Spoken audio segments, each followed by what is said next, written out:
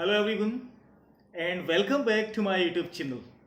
And in this video I am going to continue the chapter of class 9th civics, electoral politics.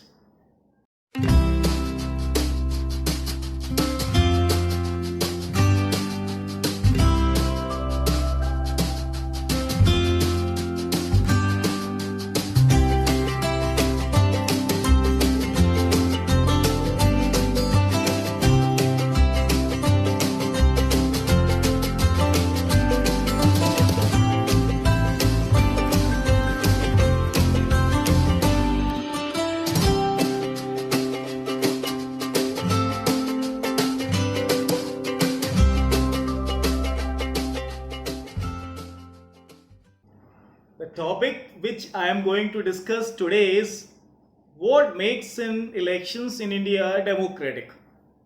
अब तक हमने देखा कि देश में इलेक्शंस होते थे, कौन कौन से स्टेप्स थे उसमें. In this video I will explain you the first topic, democratic elections. कि इंडिया में इलेक्शंस आखिर डेमोक्रेटिक क्यों माने गए हैं ऐसे. वो सारे फैक्टर्स तो पहले ही फॉलो करते हैं. बात करते हैं फ्री एंड फेयर वाली, जो सबसे मेन फैक्टर है. जब भी वोटिंग्स होते होंगे आपने न्यूज़पेपर में या टेलीविजन्स में, न्यूज़ चैनल्स पे कई बार देखा होगा कि इलेक्शंस में कई सारी घटनाएं घटी हैं. कई बार देखा होगा कि कई सारे जो वोटर्स हैं उनको खरीदा जाता है.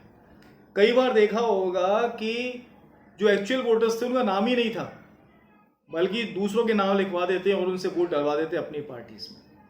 कई बार आपने ये सारी चीज़ें देखी. कई बार देखा होगा कि कई सारे मिनिस्टर्स जो होते हैं वो गवर्नमेंट की प्रॉपर्टीज़ का यूज़ करते हैं पब्लिक प्लेसेस की बजाय. जो प्राइवेट प्रॉपर्टीज़ होती हैं उनकी बजाय वो गवर्नमेंट प्रॉपर्टीज़ का ज़्यादा यूज़ करते हैं. कई बार आपने देखा होगा. तब भी हम कहते हैं कि इलेक्शंस डेमोक्रेटिक होते हैं. ये क्या मतलब हुआ? एक क्लास जिसमें काफ़ी सारे बच्चे बैठ के एग्जाम दे रहे हैं, खूब चीटिंग हो रही है. हम कहते हैं कि बच्चे जो नंबर लेके आए हैं ये डिजर्व करते हैं, या ये कह सकते हैं कि रिजल्ट बिल्कुल सही आया है. क्या ये सही होगा? आप कहेंगे नहीं, मैं भी कहूंगा नहीं, लेकिन हमारा देश तब भी डेमोक्रेटिक है. क्यों? क्योंकि अगर 100 बच्चे एग्जाम दे रहे हैं उसमें से अगर 4 चीटिंग कर रहे हैं तो उसका मतलब ये थोड़ी है पूरी क्लास का रिजल्ट खराब कर दिया उन्होंने. इसी तरीके से all these activities are held in India but on a limited scale.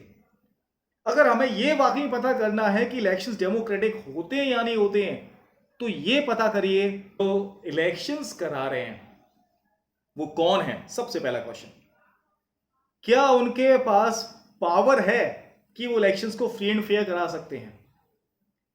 क्या उनके पास, क्या गवर्नमेंट उन्हें अपने हिसाब से यूज कर सकती है?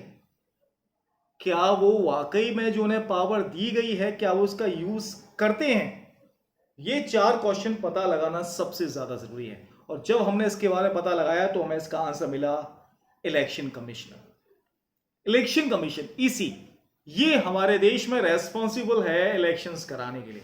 और इसका जो हेड होता है वो सीईसी होता है, which is appointed for a 6 year और at 65 year, whichever is earlier.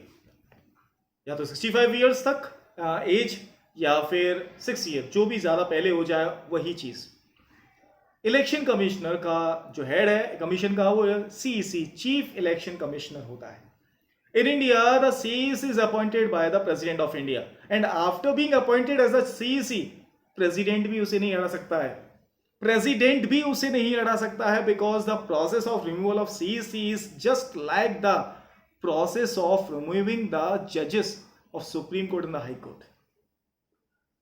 जितना मुश्किल सुप्रीम कोर्ट हाई कोर्ट के जजों को हटाना है ना, उतना मुश्किल ही CEC को हटाना होता है. And the CEC in India is much powerful as compared to the other countries. He is being named in the powerful CEC in the world, is one of the powerful CEC in the world.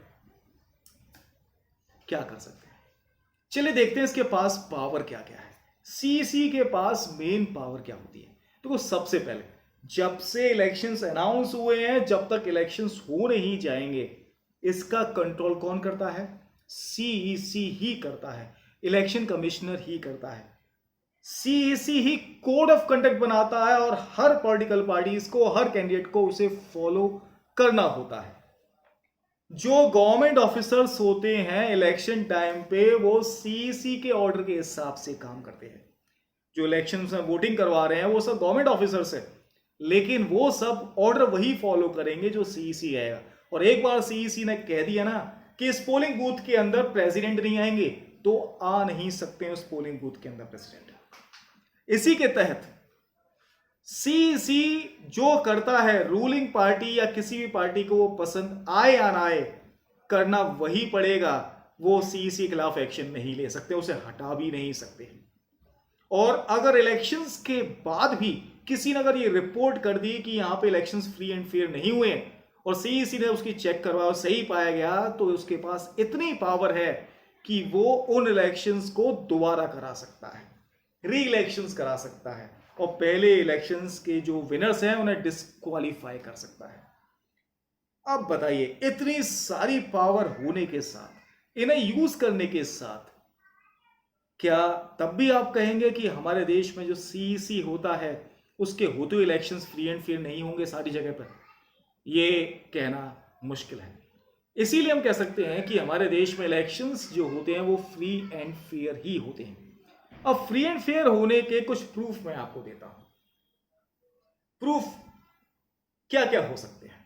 देखो, सबसे पहला proof, अगर आपको यह पता है, जैसे for example मैं आपसे एक बात कर रहा हूं, कोई क्रिकेट मैच आप देख रहे हैं और आपको यह पता चल जाए कि क्रिकेट मैच फिक्स हो गया है और दुनिया को पता चल जाए, तो क्या उसके व्यूअर्स होंगे? क्या उसे दिखेगा कोई?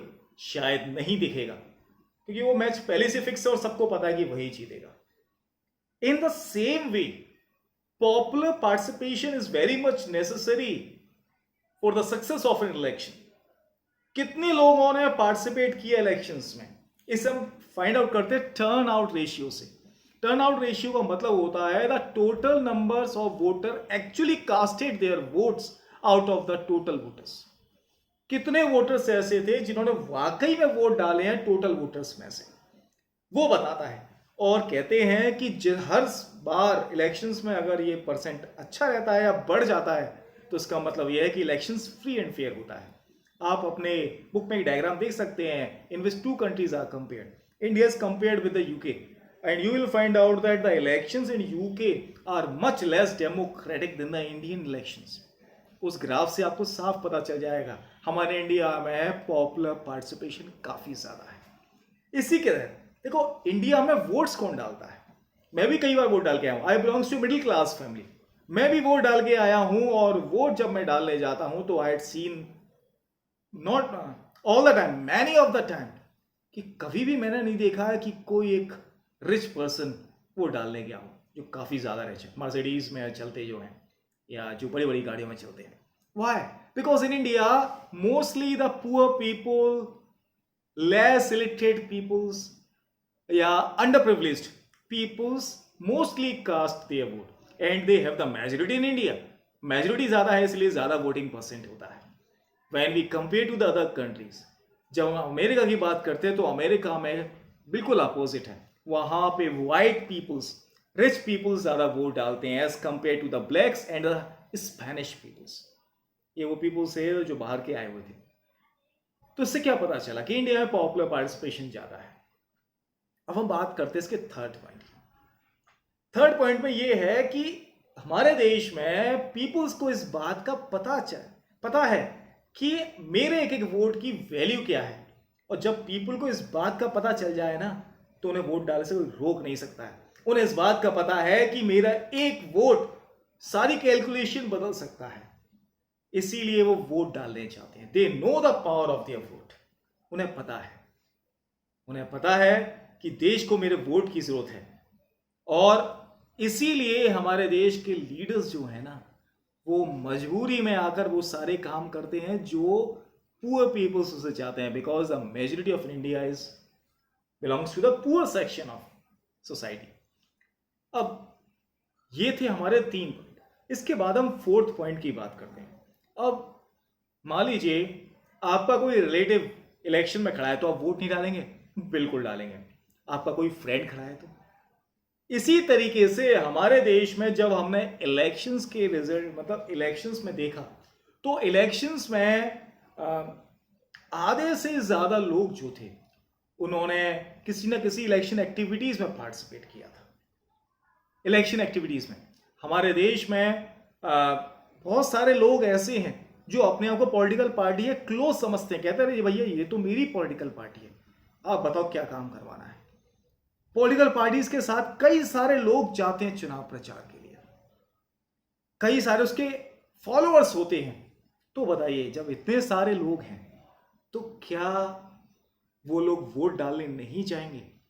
दे विल गो, जाएंगे बिल्कुल। और इसी वजह से हमारे देश में पॉपुलर पार्टिसिपेशन होता है, ज्यादा लोग वोट डालते हैं। समझ में आया? तो चलिए ठीक है, आज के लिए इतना ही है। Wait for the next video. Till then good bye.